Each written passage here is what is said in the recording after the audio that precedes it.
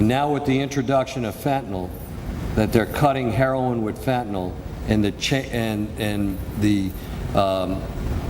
challenges that it presents to us as law enforcement officers and the dangers has just heightened our concern as law enforcement leaders across the country. And that's what brings us here today.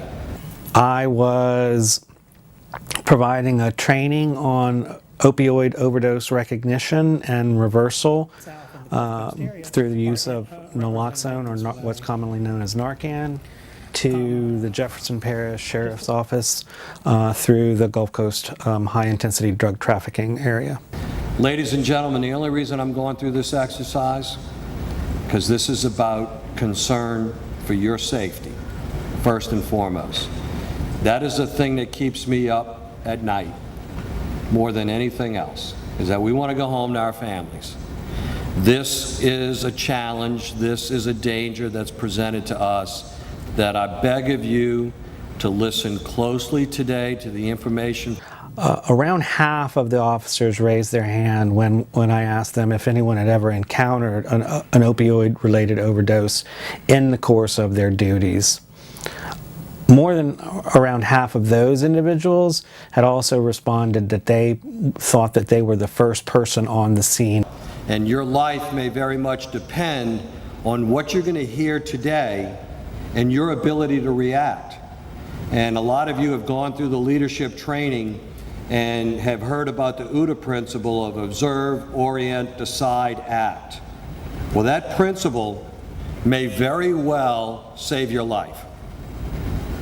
So don't take what you're going to hear today very lightly, and it's why we are taking this approach, because your life may depend on it.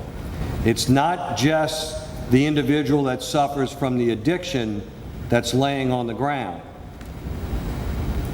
It's your life as well that may be held in the balance because of a substance that you may come in contact with. There have been some reports of individuals who, while making an arrest or while handling evidence, may accidentally come into contact with the skin or inhale airborne versions of the drug, say if they are resealing a packet that might have been opened during the course of the investigation. You will hear from Dr. Robinson in his presentation today, where we begin to talk about the epidemiology of the drug use and overdose, and the psychopharmacology and mechanisms of the drug action, of what happens within the body, the overdoses recognition and methods of overdose treatment. Naloxone or Narcan can effectively reverse the action of opioids such as heroin, fentanyl, or other prescription medications. It does so by blocking the action of those drugs and effectively reversing or ceasing the symptoms that lead to fatality or cardiac arrest or respiratory failure. In addition to the fact that there are no known harmful side effects to naloxone or Narcan, officers can rest assured that they can't be held liable for the use of or administration of the drug because because of the existence of so-called Good Samaritan laws in Louisiana, which protect the first responders from any kind of liability. Training is important for individuals in order to be able to recognize the signs of an opioid overdose. Inject. Place black end against outer thigh. So again, take this black end right here. The needle is safely up in there. I can't even see it. And also to increase their comfort level with the administration of drugs like this. 3, 2, 1. Injection complete. We have ordered the naloxone, and we're waiting for it to be delivered to us, and then we'll distribute it